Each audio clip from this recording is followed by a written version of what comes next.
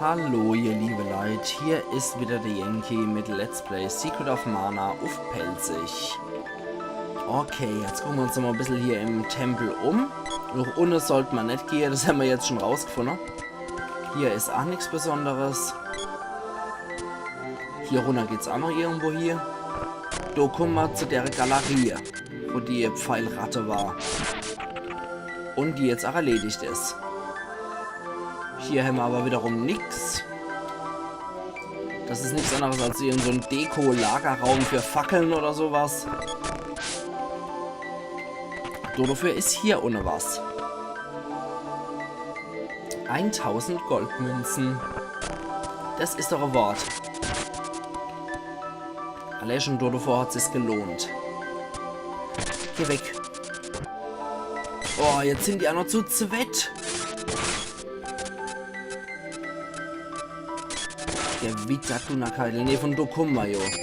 Das heißt, wir müssen da entlang. So, weg von den ekligen Blobs. Mach doch mal, genau, mach doch mal auf dich ein Kraftwässerchen.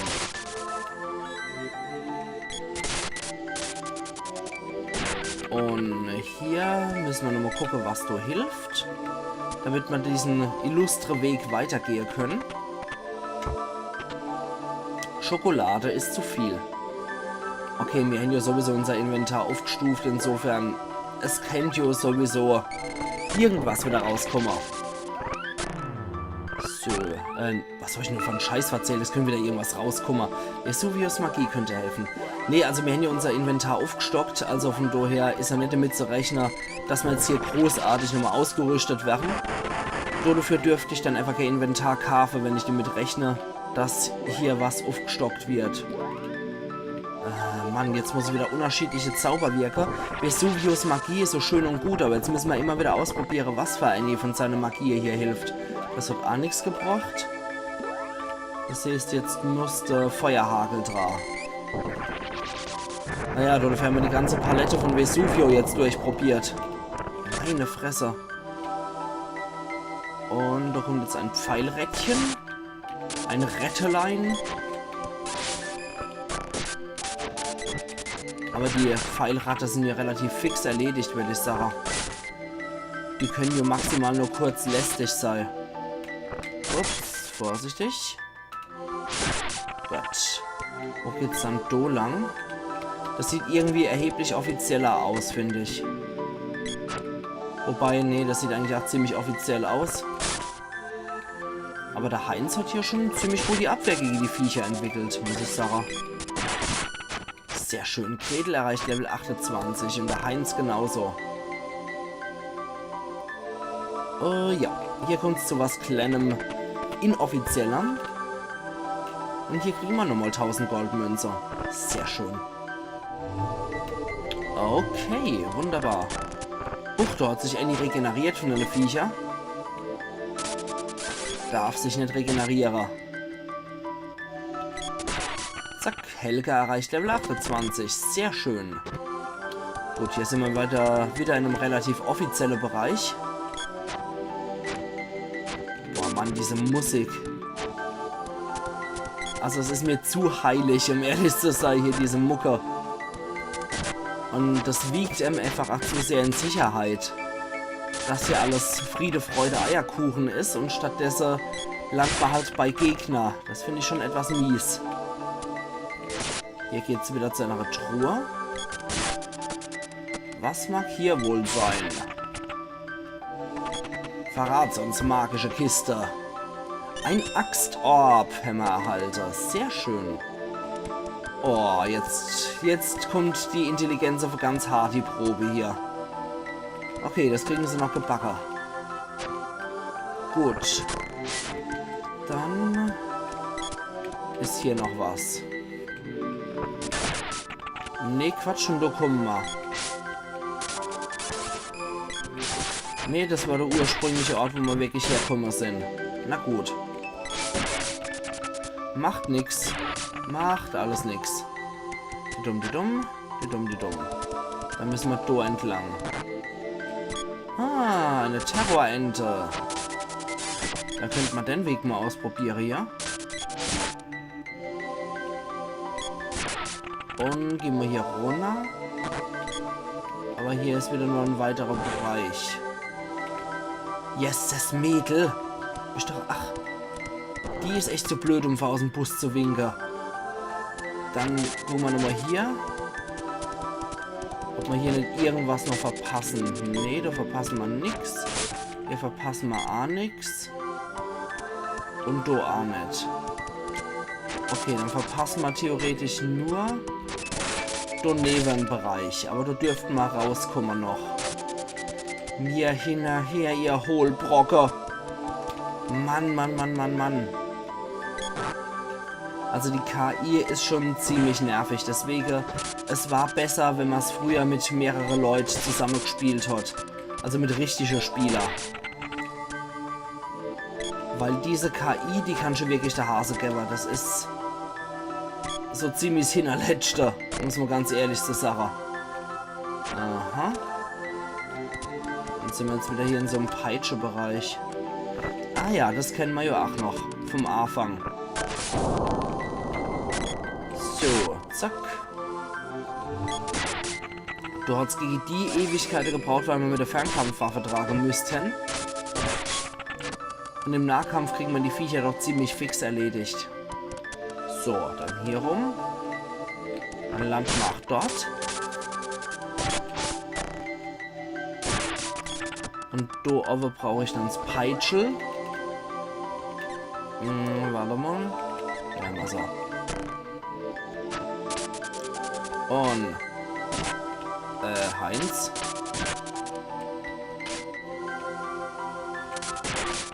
So, jetzt aber. Kurze Grafikfehler drin gewesen.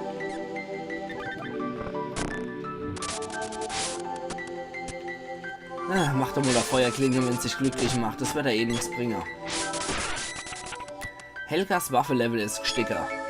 Sehr schön. Dann würde ich sagen, das nutzen wir doch auch gleich mal. Und machen sie doch mal ratzfatz auf Level 4 hier beim Boomerang. Jetzt entzünden wir hier nochmal alles. Lass mich rote Vesuvius-Magie könnte helfen. Oder Frostas Magie könnte helfen. Haha. Ausgezeichnet. Die Frostwelle passt auch perfekt und das ist auch so schön blau dargestellt. Helgas Zauberlevel ist gestiegen. Frost erreicht Level 1. Okay.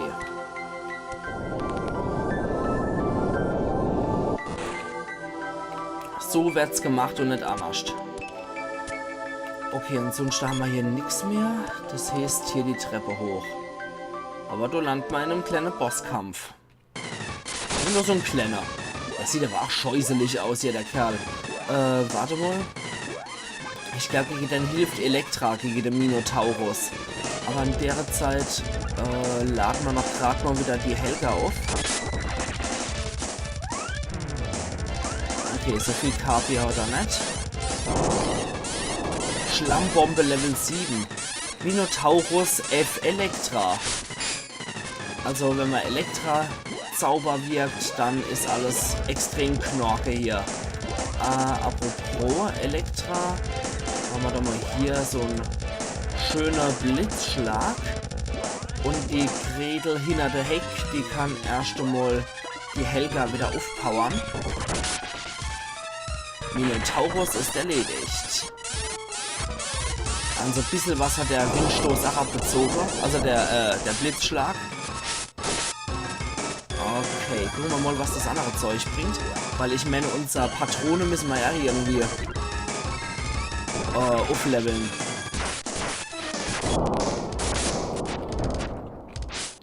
Oh, sie ist der Schlammbombe ausgewischt. Das ist natürlich cool.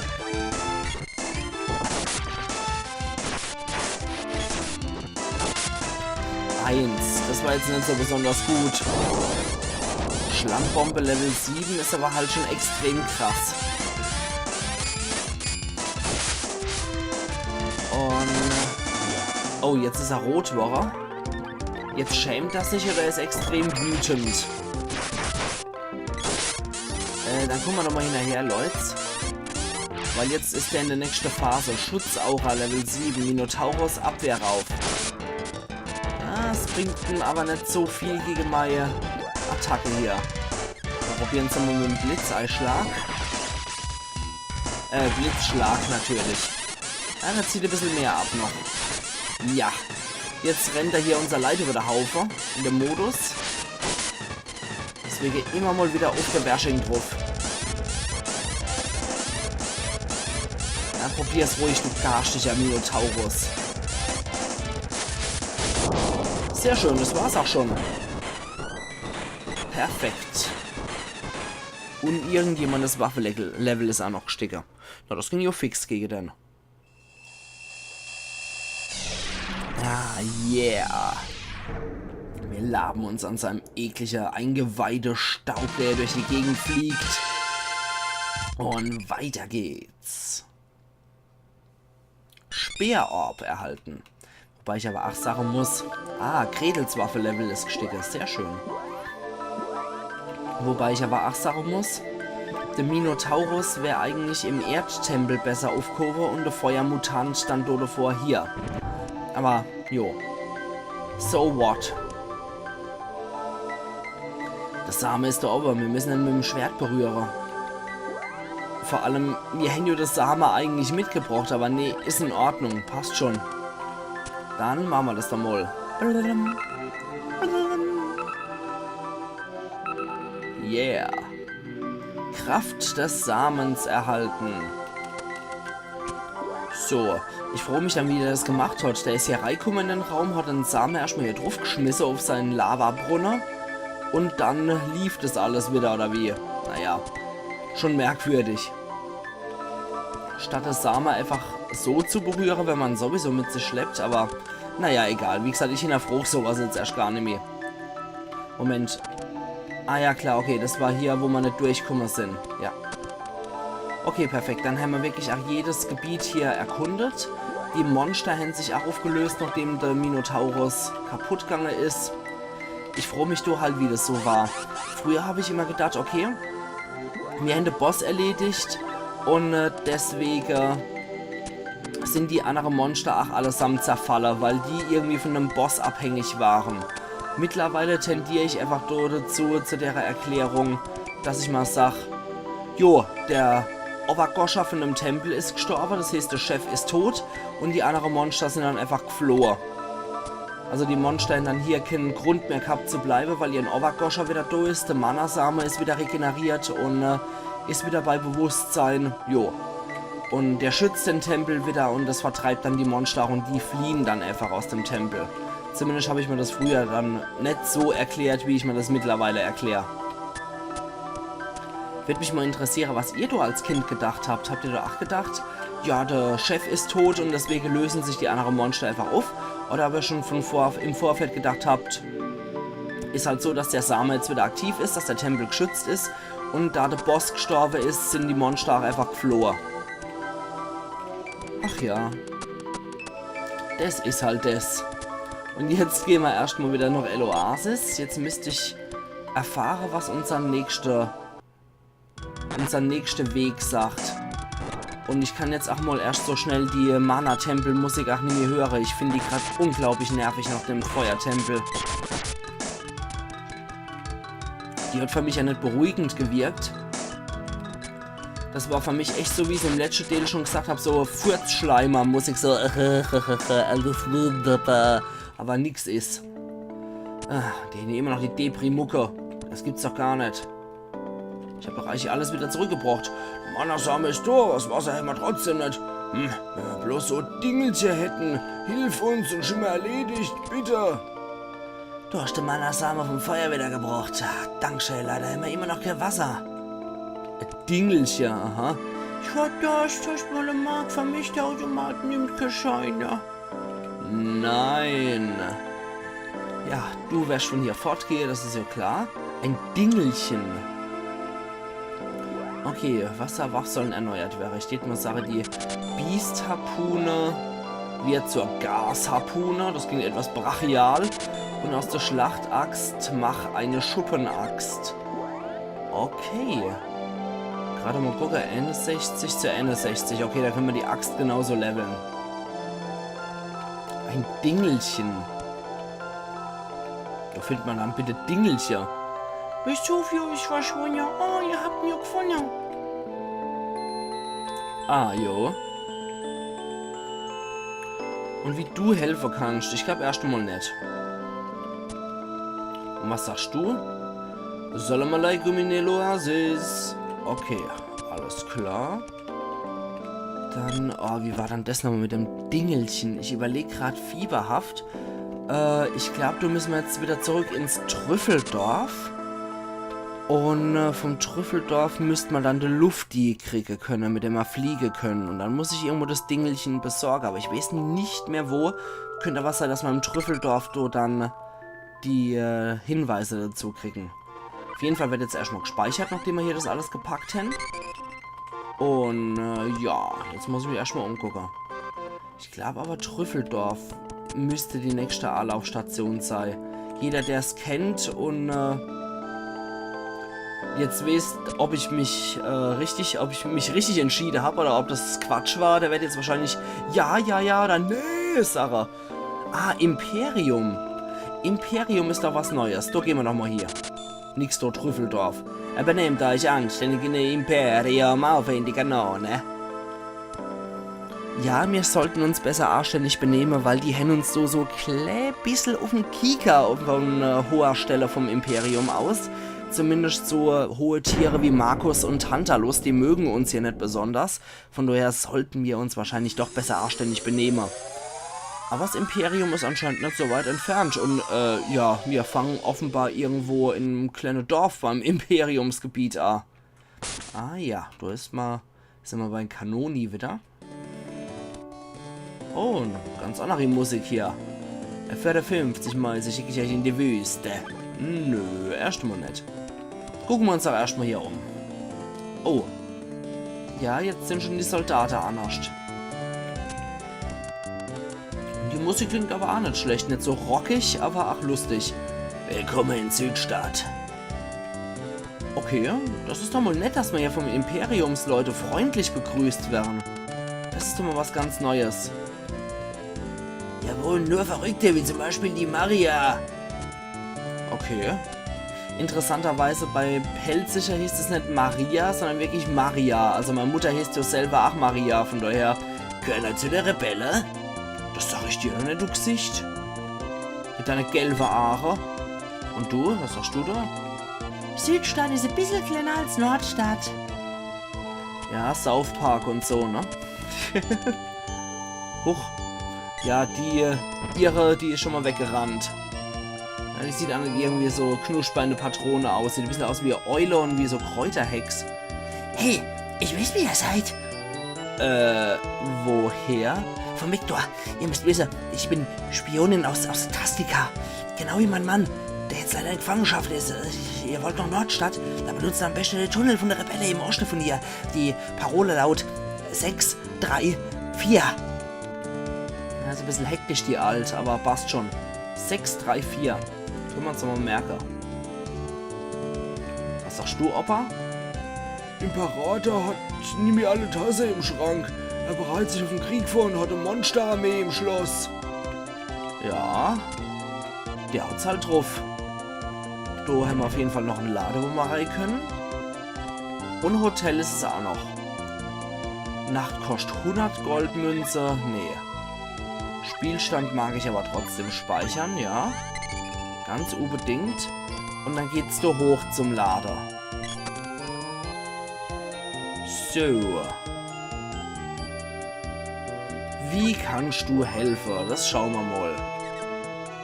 Silberkette haben wir alle. Der Dämonenring. Das ist jetzt das Neueste von uns drei. Dann Juwelenweste. Besser als die Goldweste. Ach, für alle drei geeignet. Ja, das hat sich schon gelohnt hier, die Ausrüstung zu kaufen. Die Goldkrone ist Quatsch, die Waschbärmütze ist Quatsch und die Mädels können jetzt die Strickmütze aufziehen.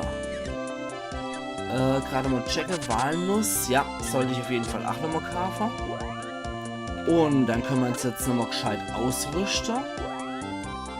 Juppdidu. Und Kleidung. So, die Strickmütze ist nur für die Mädels. Und Dämonenring gibt nochmal 3 mehr. Halte mal den Gaul an, Ackermann. Du sollst ja noch was anderes anziehen. Das Ding und dann die rosa Juwelenweste. Die bringt nochmal 9 Rüstpunkte mehr. Das ist gut. So, Gretel von 21 auf 26. Das ist gut. Von 10 auf 13 und von 34 auf 43. Perfekt. Du darfst 8. Zack. Und Ringelchen. Und Wächtelchen. Gut, dann können wir noch den alten Schampel verkaufen.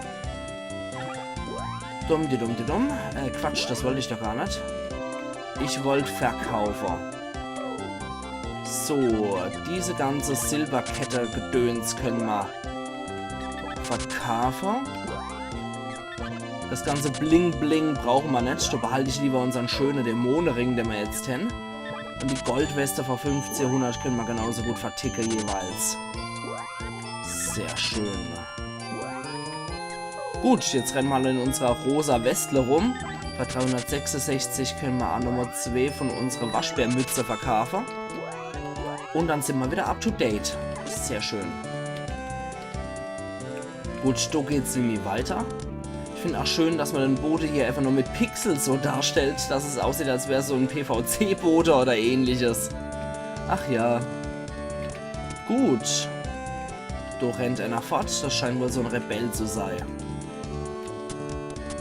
Ich mache mich aber vorher nochmal so ein bisschen umgucken mit der Leitretter. Ja, das hatten wir schon, dass der Imperator spinnt, weil er Monsterarmee hat. Okay, da kommen wir jetzt an, wie weiter. Also es gibt hier wirklich nur ein paar Gebäude. Und das Wichtige haben wir schon rausgefunden. Aber mit dem könnte man noch hätte mit dem kleinen Knopf. Maria trägt ständig den Schlüssel mit sich rum. Ja, das wird wohl wichtig sein. Okay, 634 war die Parole. Wie lautet die Parole? Ja, du, damals musste man das noch richtig eingeben. 634. Da war nichts mit, die Charaktere merken sich von sich aus. Da hat man sich sowas noch selber merken und aufschreiben müssen. Rein mit euch. Und ich die Sache, da gehen wir morgen rein bei Let's Play Secret of Mana auf Pelzig. Also machen's gut und bis dann, Moja, wenn wir da reingehen. Iron Yankee.